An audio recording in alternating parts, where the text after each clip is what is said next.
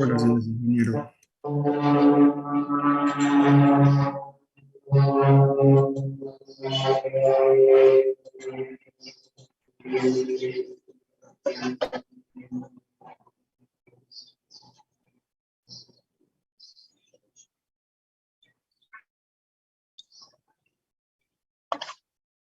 Bien, habíamos visto ya la primera ley de Kirchhoff, la ley de corrientes.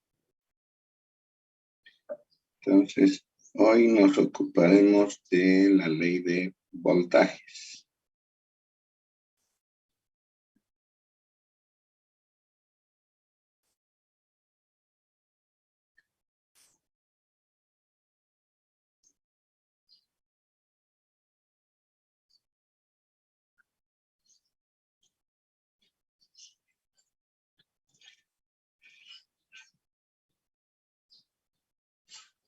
Al igual que la ley de corrientes, esta es una ley que nace de un principio de conservación, el de conservación de la energía. El principio de conservación, como seguramente recuerdan, expresa que en un sistema cerrado se conserva la energía, vale decir, no se genera energía ni se destruye, simplemente la energía se transforma, se cambia de una forma a otra. En el caso de los circuitos eléctricos, nos vamos a referir a, en lugar de un sistema cerrado, a una trayectoria cerrada, que también se conoce como malla.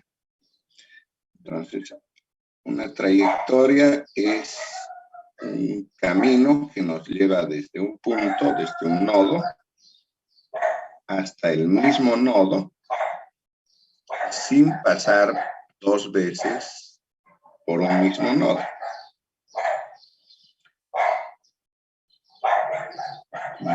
Entonces voy a dibujar una trayectoria cualquiera.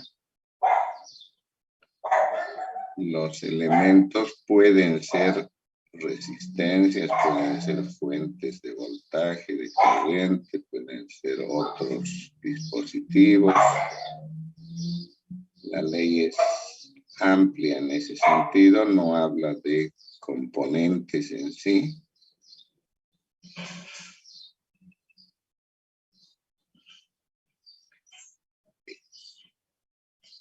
Entonces tengo una trayectoria cerrada. Fíjense que si empiezo en este nodo y me muevo en sentido horario, puedo volver al mismo nodo sin pasar dos veces por un mismo nodo. Bien, entonces efectivamente se trata de una trayectoria cerrada.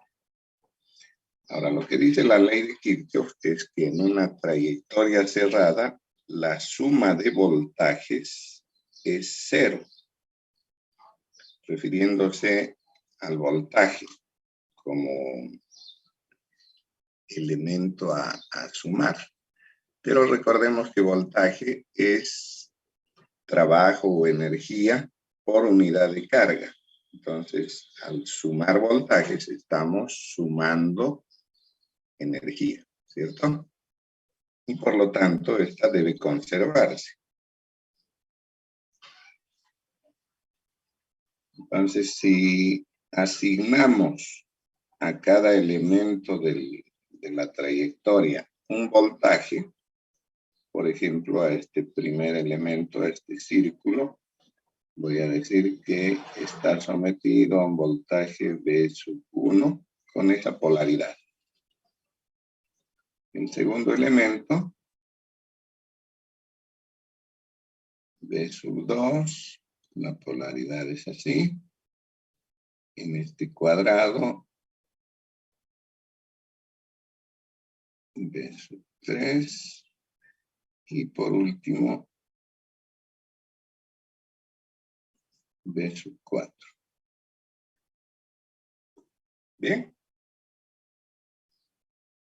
Entonces, la ley de Kirchhoff dice que la suma de voltajes, habiendo seguido para esta suma una trayectoria cerrada, debe ser 0.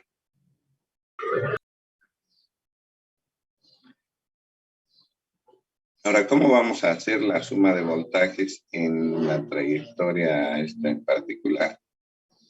Vamos a elegir un punto de partida, un nodo cualquiera, y una trayectoria. Puede ser en sentido horario o en sentido antihorario. Entonces, si por ejemplo yo elijo este nodo X y me muevo en sentido horario, lo que voy a anotar en cada uno de los voltajes es el primer signo que encuentro, la polaridad del primer signo. Entonces, para B1, positivo, ¿cierto?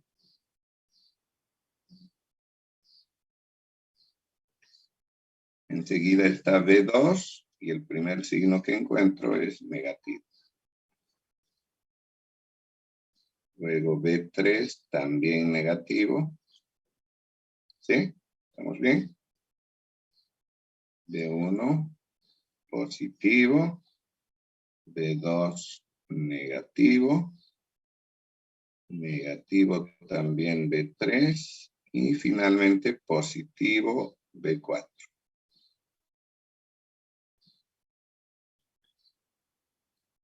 Con eso llegué al punto de partida. Entonces, esta suma debe ser 0.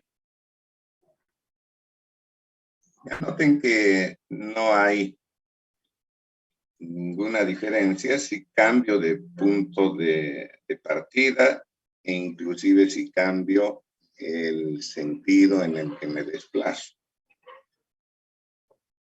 Si en lugar de tomar el punto X como punto de partida, se me ocurre tomar este Z y moverme en el sentido antihorario, lo primero que anotaría es menos B1, enseguida menos B4, luego más B3, y por último más B2. ¿Sí? Con eso llegué al punto Z. Entonces la suma debe ser 0, ¿sí? Fíjense que es la misma ecuación anterior, nada más que está en otro orden y multiplicada por menos 1. ¿Sí? Se han cambiado todos los signos. B1 que era positivo aquí, aparece negativo en la otra ecuación. B2 era negativo en la primera, aparece positivo en la segunda. Lo mismo con B3 y B4. ¿Sí? Entonces es la misma ecuación, se cambió el orden de los sumandos y además el signo. ¿Bien? Entonces, esta ley de Kirchhoff, junto con la ley de corrientes y la ley de Ohm, son la base y fundamento para el análisis de circuitos.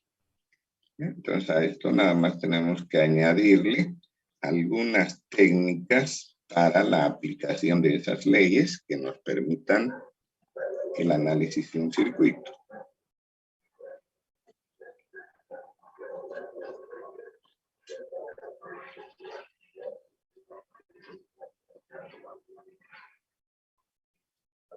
Okay.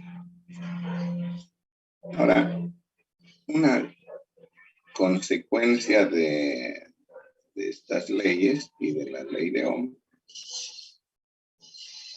Y es bastante útil para algunos casos de análisis, nos acorta un poco el cálculo, son los llamados divisores de voltaje y de corriente.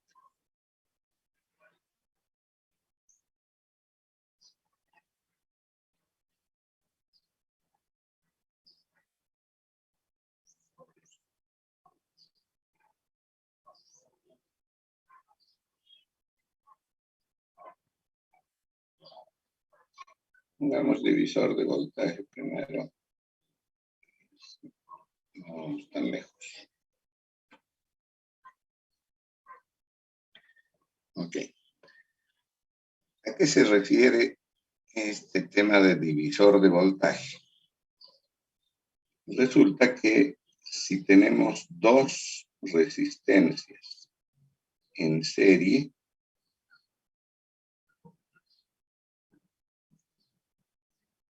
llamémoslas R1 y R2,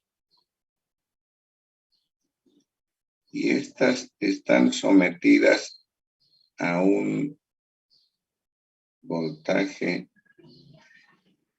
proveniente de alguna fuente.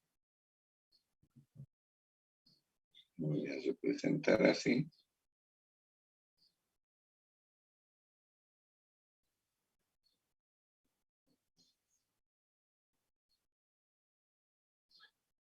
¿Cierto? Tengo un circuito cerrado, por lo tanto, además en el circuito hay una fuente de energía. Hay condición para circulación de corriente. Entonces va a circular corriente, ¿cierto? Por este circuito.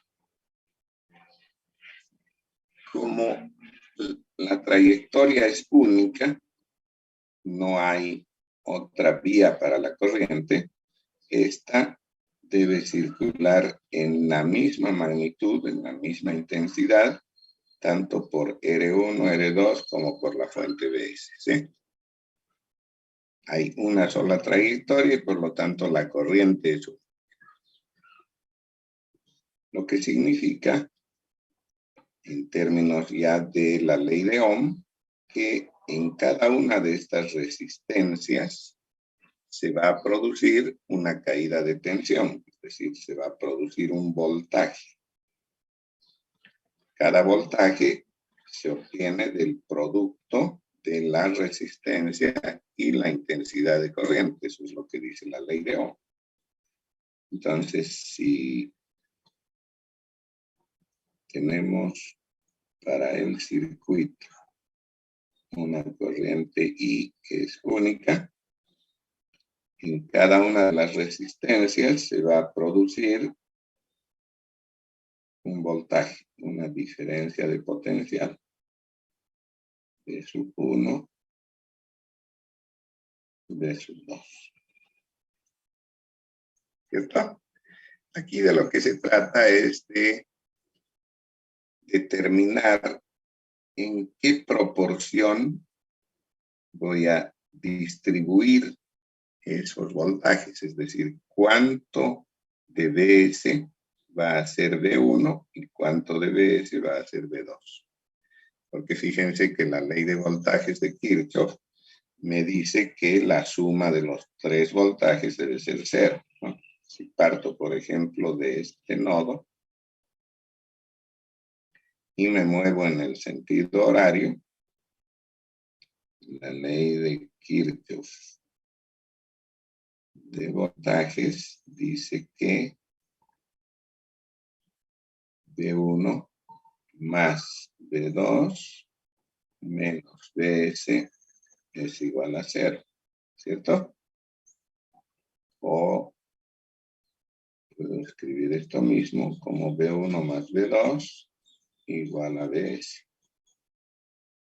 Entonces significa que el voltaje BS se ha dividido en dos voltajes. Una parte le toca a la resistencia R1 y otra a la resistencia R2. pero por el tema de conservación o aplicación de la ley de Kirchhoff, la suma de esos dos voltajes, de esas dos fracciones, hace el voltaje Vs.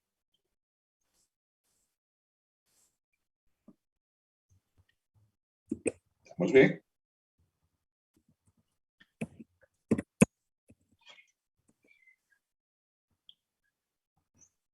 Ok.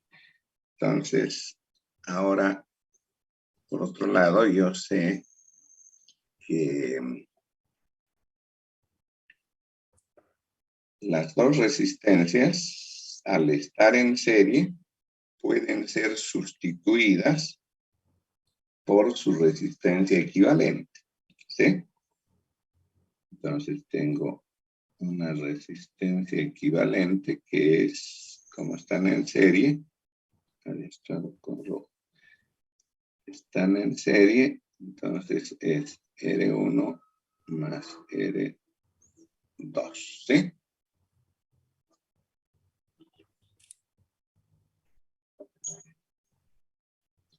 Ahora, la ley de Ohm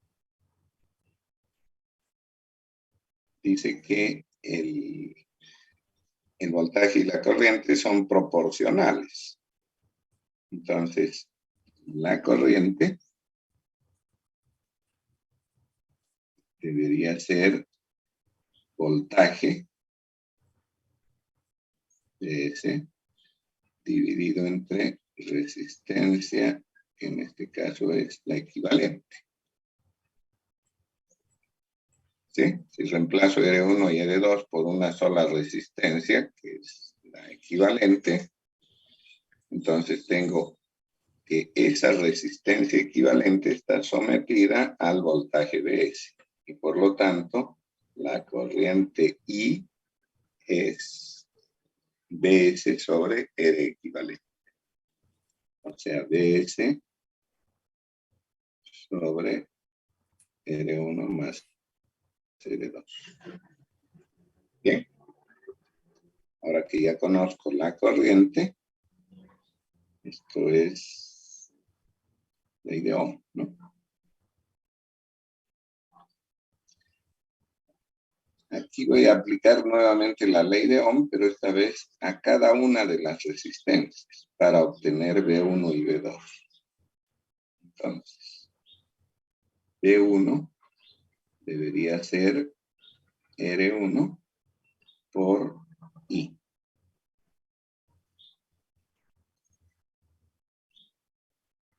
Si cambio I por Vs sobre R1 más R2, que es lo último que escribí de ella, tendría R1 Vs 1 más R2, ¿cierto?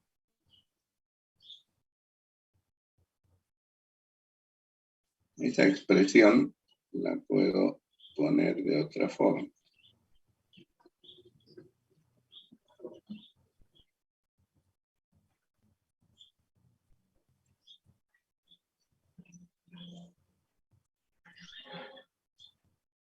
Entonces, aquí se evidencia que V1 es una fracción de Vs, ¿sí?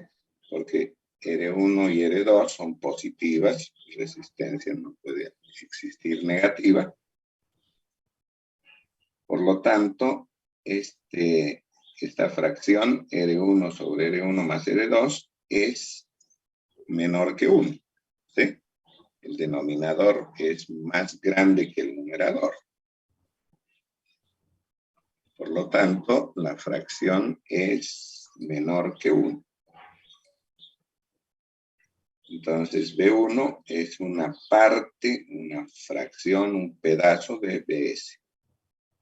Lo mismo puedo hacer para obtener B2, ¿sí? Para B2, digo B2 es igual a R por la misma corriente, ¿sí? Porque el circuito es serie. Entonces, V2 por I. Y si cambio I por Vs sobre R1 más R2, Obtengo una expresión similar para B2.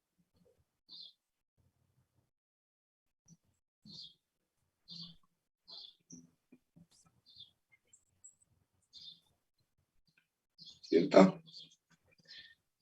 Estas dos expresiones son las que se conocen como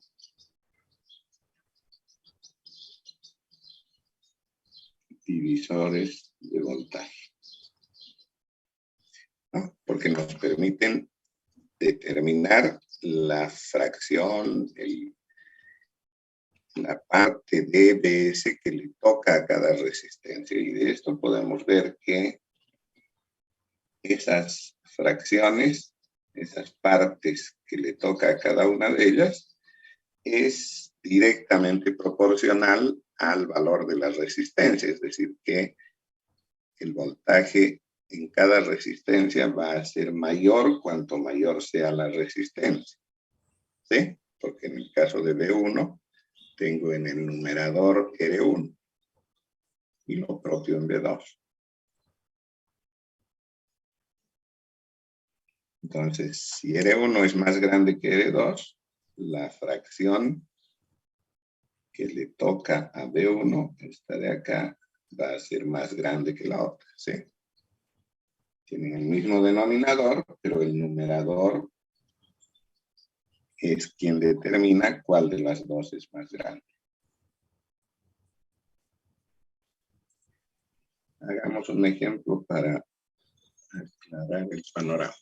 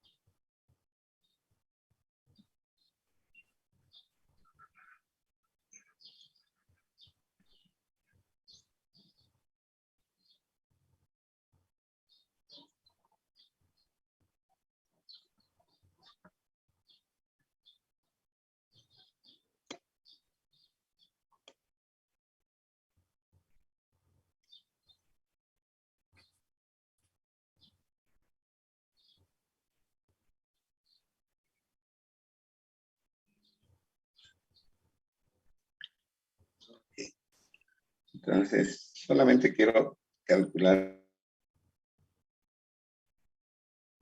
el valor de BO en ese circuito. Tengo un circuito serie, ¿cierto? Tiene una fuente de voltaje, 12 voltios y dos resistencias de 50 y 30 ohms. BO es el voltaje que se produce en la resistencia RB. Entonces, lo que me dice la fórmula esa que hemos encontrado para el divisor de voltaje es que BO es igual a la resistencia, que en este caso es RB, dividida entre la suma de las dos,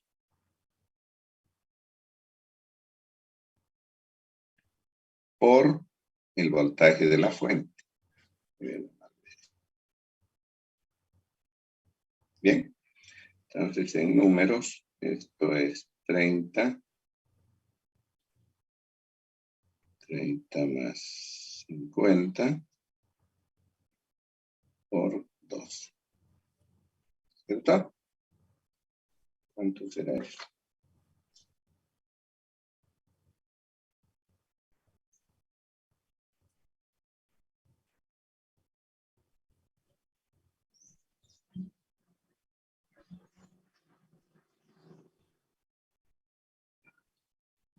4.5, muy bien. Sí, ingeniero.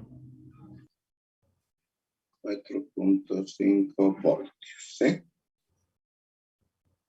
Entonces, de los 12 voltios de la fuente, 4.5 le toca a la resistencia de 30. Obviamente, lo complemento será lo que cae en la de 50, ¿no? Lo que falta para completar 12, que son 7.5, ¿sí?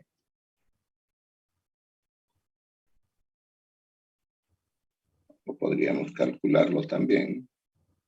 Llamar BA y será 50 sobre 30 más 50 por 12. ¿Sí? Y eso es 7.5. Entonces vean que la suma de los dos voltajes parciales de las dos fracciones me da 2, ¿no?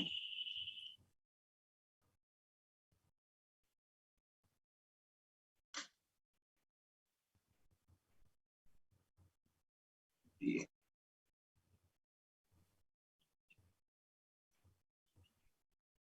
Ahora, del mismo modo que existe un divisor de voltajes para circuitos serie, también se puede hablar de divisor de corriente. Divisor de corriente trata de circuitos en paralelo.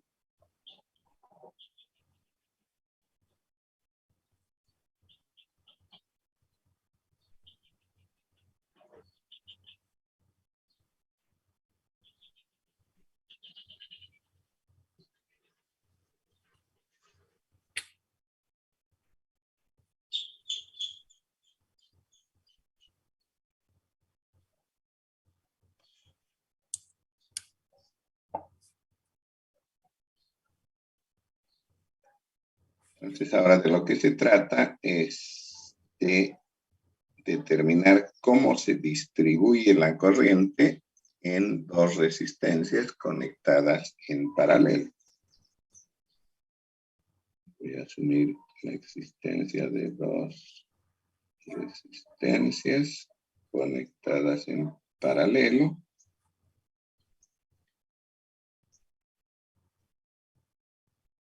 Y a estas las vamos a alimentar con una fuente de corriente.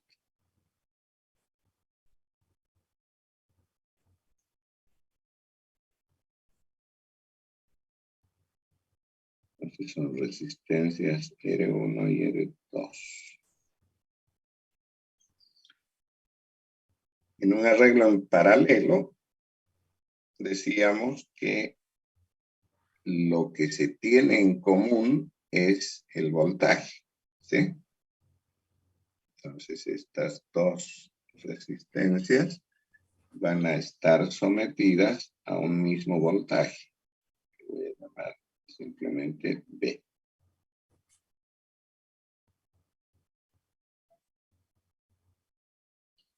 Ahora, lo que dice la ley de Ohm es que para cada una de las resistencias, la intensidad de corriente es proporcional al voltaje, es decir, la podemos determinar como B sobre R, ¿no? En este caso particular será B sobre R1, esa es la corriente I1. Y B sobre R2 es la corriente I2. Bien, entonces tengo un nodo al cual entra la corriente IS, ¿sí? Estoy hablando de este nodo.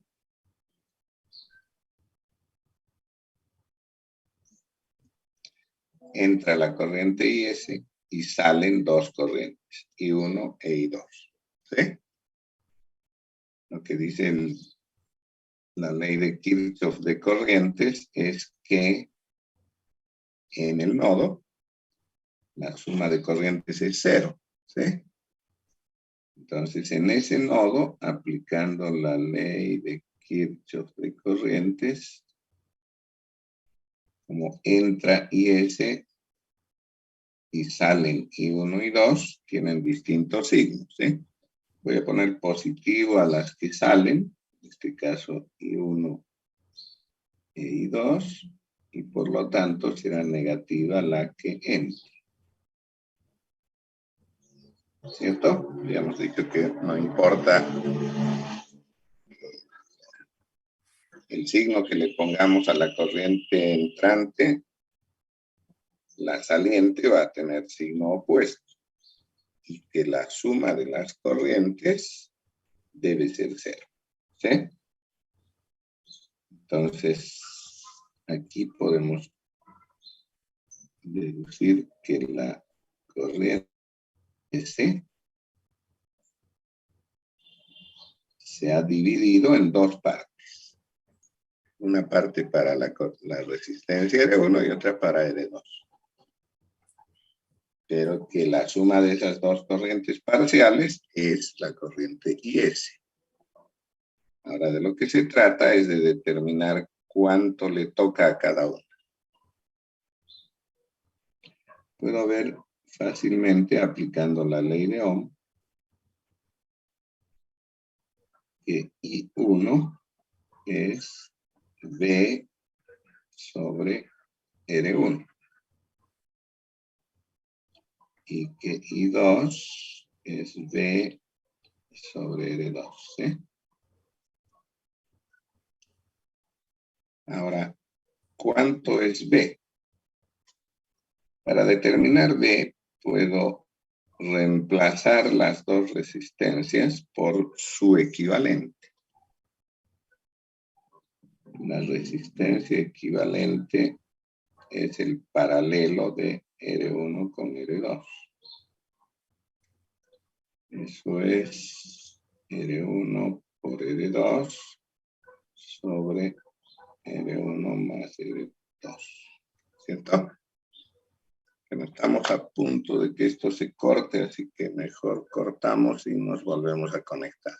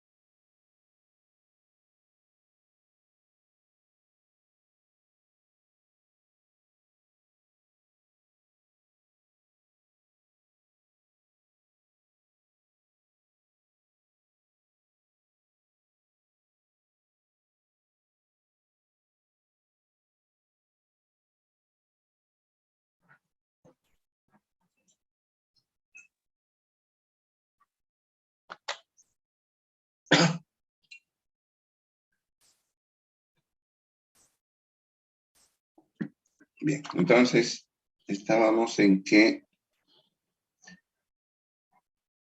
la resistencia equivalente del paralelo R1, R2 es R1 por R2 sobre la suma, ¿cierto? Ahora lo que voy a hacer es determinar V. El voltaje V, aplicando la ley de Ohm, es resistencia equivalente por intensidad IS, ¿cierto? Porque si reemplazo el par de resistencias R1, R2 por la resistencia equivalente, voy a tener que esa resistencia equivalente está siendo atravesada por la corriente IS. Por lo tanto, el voltaje que se produce en ella es resistencia por intensidad, ¿sí? Que significa que esto es R1, R2, R1 más R2 de IS. Y ahora voy a cada una de las expresiones que teníamos para la corriente, ¿sí? En la primera, I1 es V sobre R1. En lugar de V pongo esta última expresión.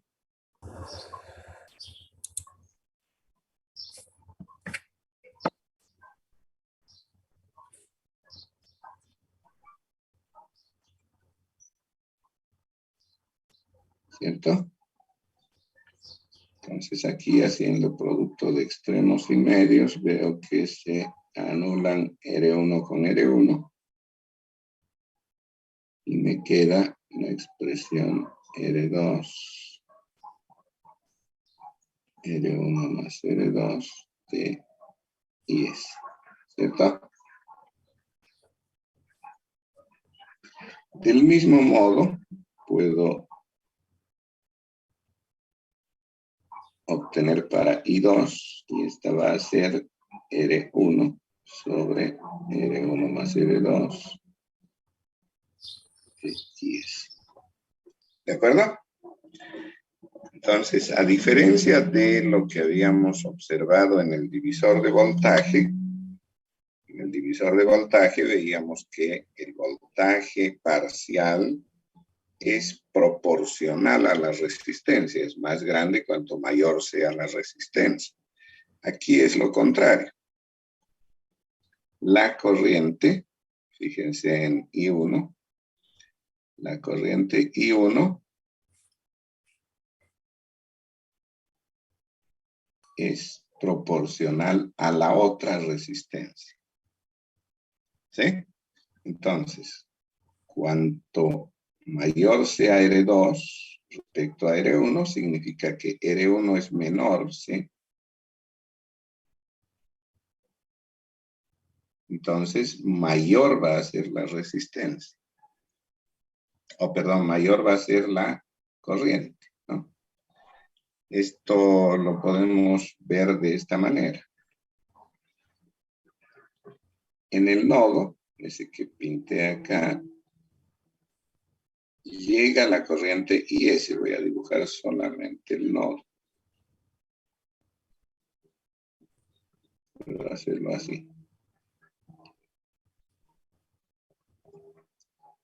¿Cierto? Al nodo llega IS.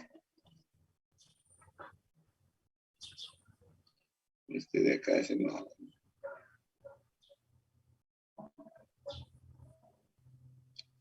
Llega la corriente IS y sale de él por cada una de las ramas, corrientes I1 e I2.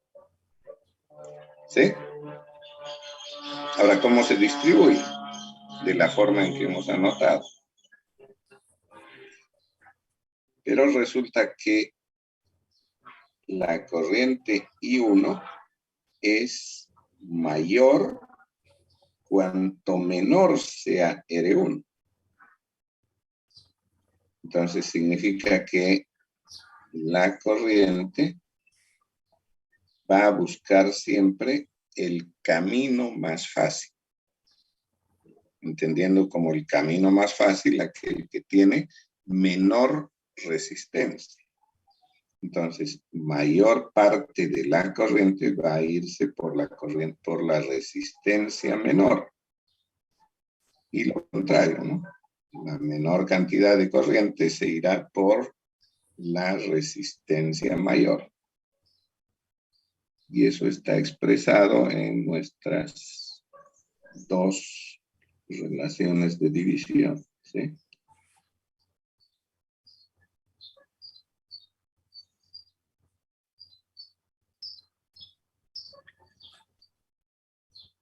¿Se entiende la idea?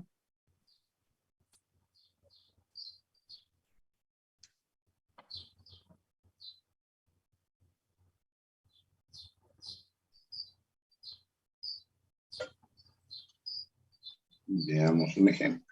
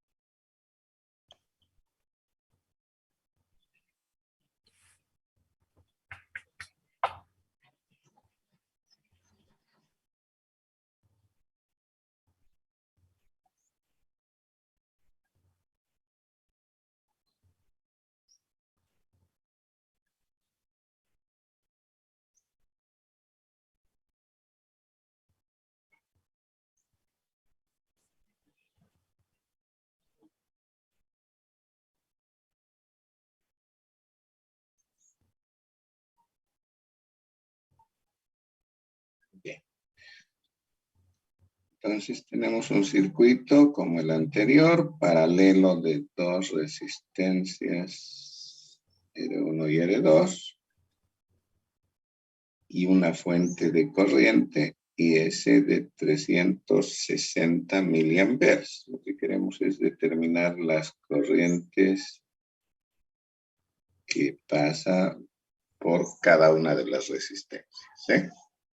O sea, cómo se distribuye la corriente IS en las resistencias. Entonces, según lo que hemos obtenido, I1 será sobre R1 más R2.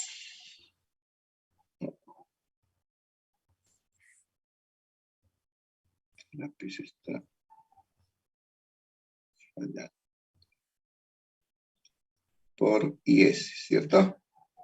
En números, eso es 3 kiloohmios, eso equivale a 3000 ohmios, o 3 por 10 a la 3, como quieran verlo. R1 es 2 kiloohmios, o sea, 2000 más 3000.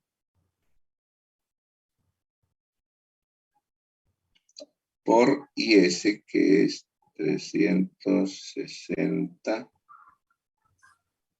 miliamperes.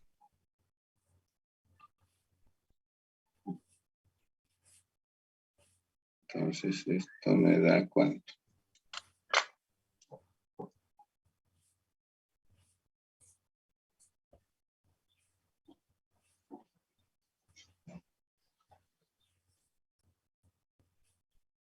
$216, ¿está bien?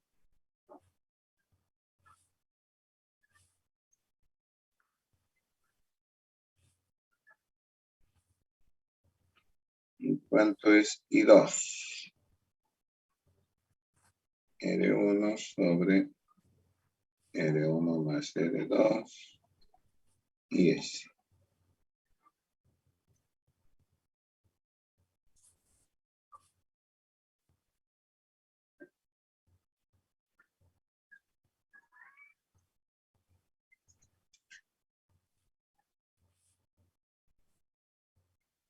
$144. 144 Sí, amperes. ¿Ok? Entonces, fíjense que la resistencia menor, que es 2 kiloohmios, recibe 216 miliamperes. O sea, más que la otra, ¿sí? Entonces, la corriente va en mayor proporción por la menor resistencia.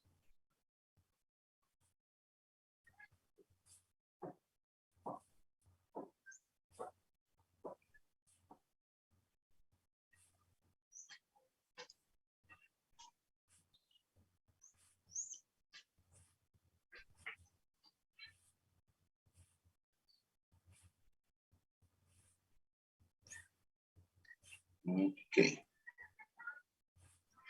Entonces, hasta aquí hemos hablado de las leyes de Ohm y las dos leyes de Kirchhoff. Hemos estado mencionando algunos componentes como resistencias y fuentes, ¿sí? Nos vamos a detener un poquito a ver cuáles son esas posibles fuentes y cómo se las debe considerar en un circuito.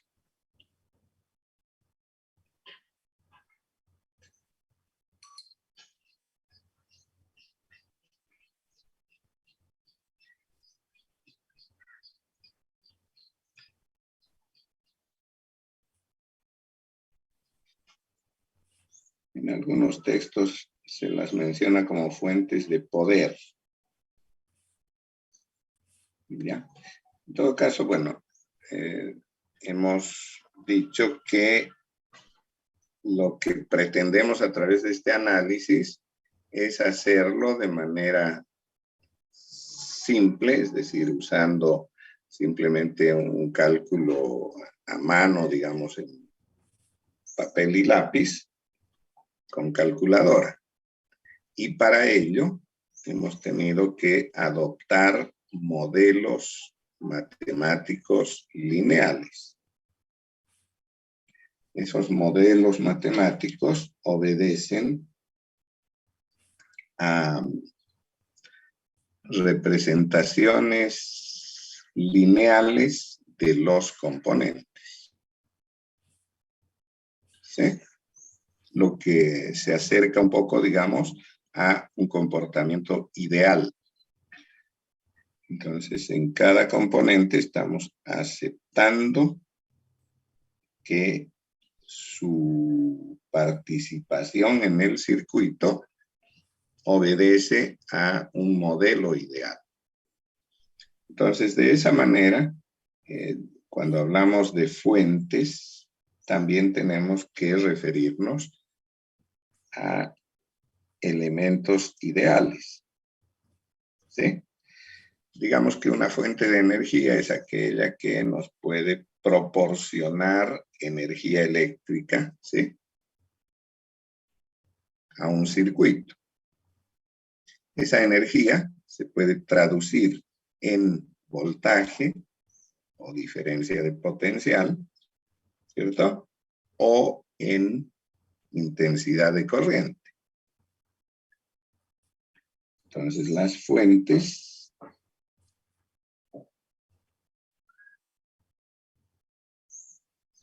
pueden ser, desde el punto de vista de la magnitud que proveen,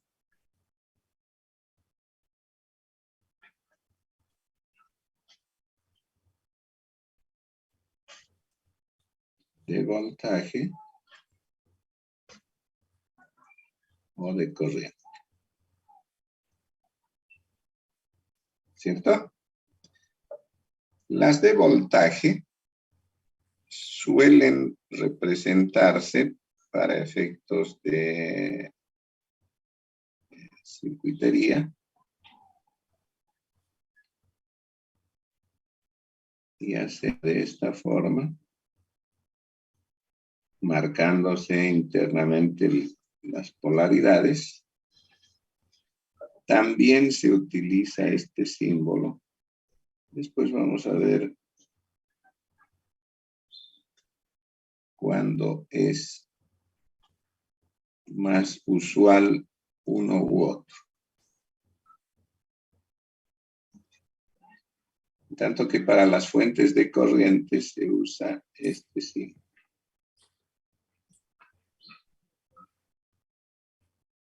Una flechita en medio del círculo.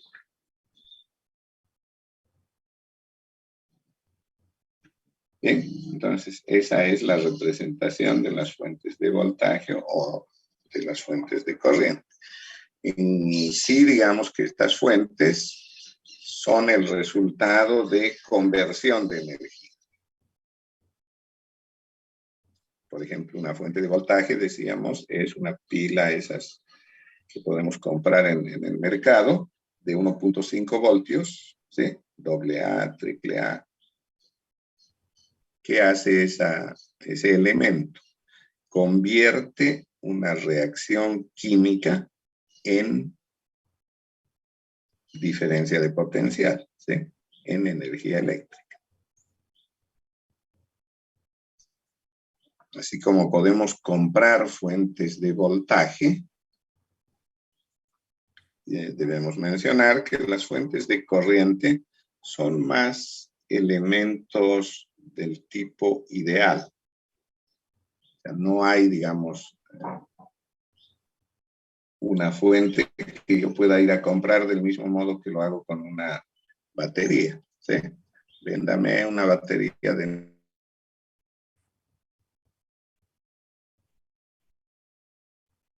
9 voltios. Hay auto, etc. Pero fuentes de corriente, así como tales, no las hay. O sea, yo no puedo ir a una tienda y decir, véndame una fuente de 2 amperes. No existe. Digamos que para el laboratorio, para efectos de estudio, se construyen esas fuentes. ¿Ya? Ahora, ¿qué característica tienen esas fuentes en cuanto a la energía?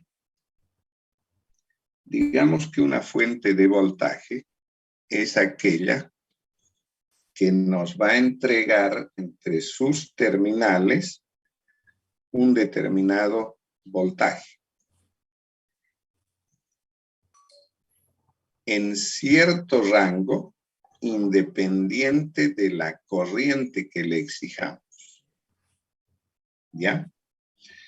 Entonces ahí se ve claramente el hecho de que yo puedo disponer de un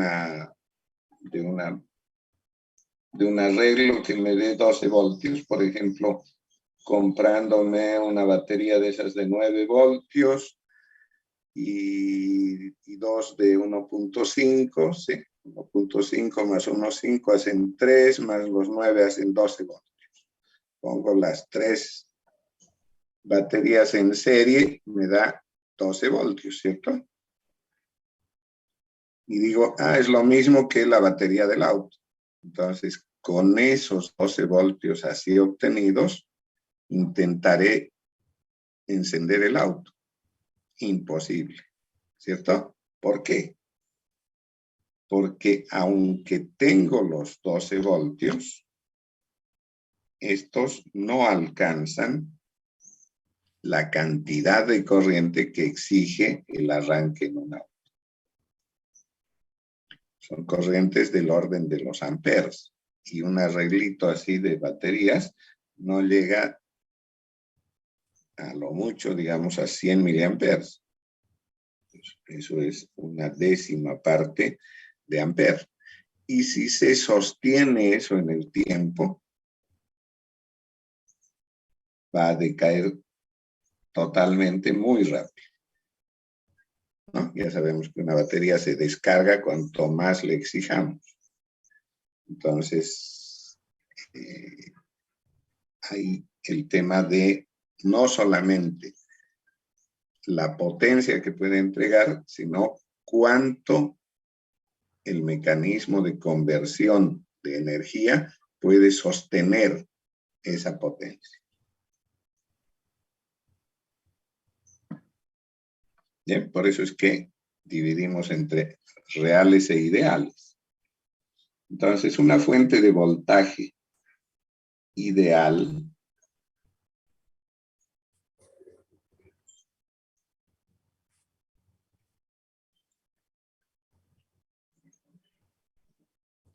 ¿no? Que, como les digo, puede provenir de cualquier forma de conversión de energía a energía eléctrica. Entonces, la fuente ideal de voltaje nos va a proporcionar un determinado voltaje. Aquí en este gráfico estoy poniendo voltaje y aquí corriente. ¿Ya? Entonces, el voltaje que nos entrega, por ejemplo, 12 voltios una batería de auto,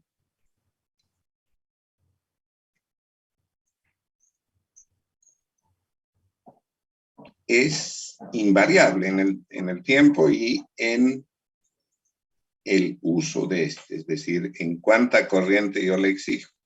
O sea, eso está relacionado con la potencia. Porque potencia hemos dicho que es el producto voltaje por intensidad.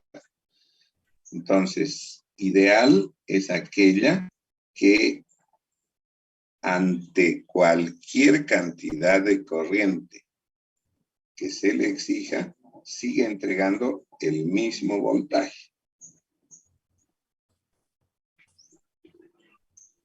Esta es ideal.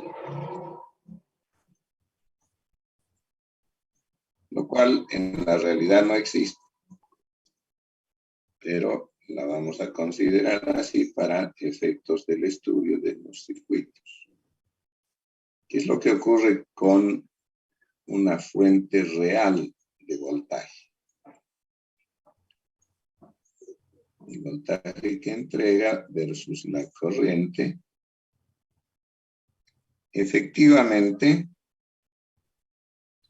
es constante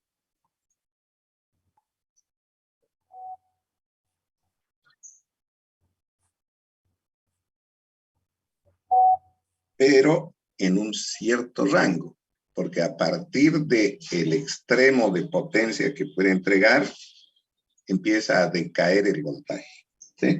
O sea, mientras la corriente que le exijo multiplicada por el voltaje me da una potencia inferior a la máxima que puede entregar, el voltaje se mantiene constante. Pero cuando esto se supera, empieza a decaer el voltaje a medida que exigimos más corriente.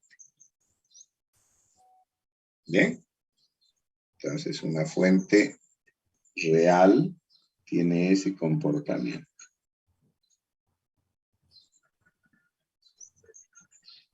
¿Ya? Y lo propio sucede con las fuentes de corriente, ¿no? Una fuente real de corriente nos va a entregar una intensidad determinada, pero con un límite de voltaje. El límite lo impone la potencia, ¿sí? A partir de esa potencia máxima va a decaer la intensidad. Bueno, entonces las fuentes de voltaje pueden ser consideradas ideales o reales. Digamos que la realidad está enmarcada en un rango de corriente. Y lo propio sucede con las fuentes de corriente, ¿no?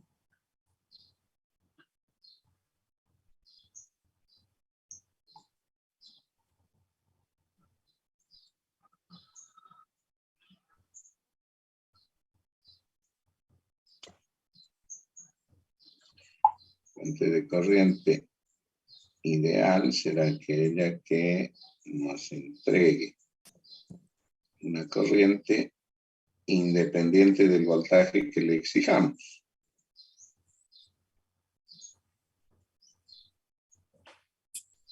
¿Sí? No importa cuánto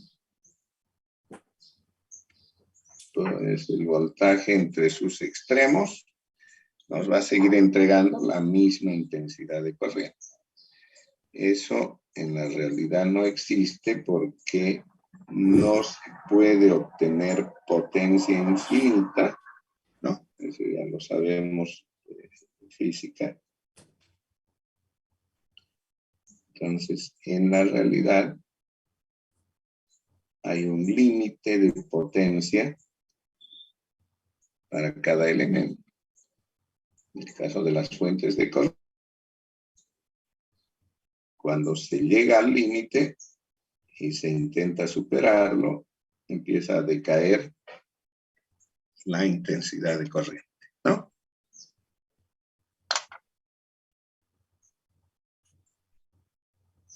¿De acuerdo?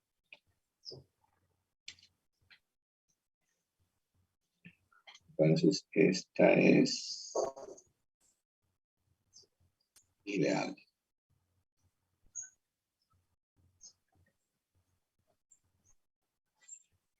Esta otra es ideal.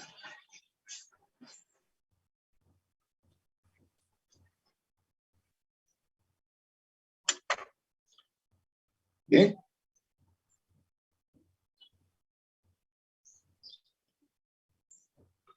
Bueno, ya tenemos aviso de que esto se va a cortar, así que mejor detengámonos ahí. Continuaremos el día lunes viendo este tema de las fuentes de energía. ¿Tienen aquí algún comentario?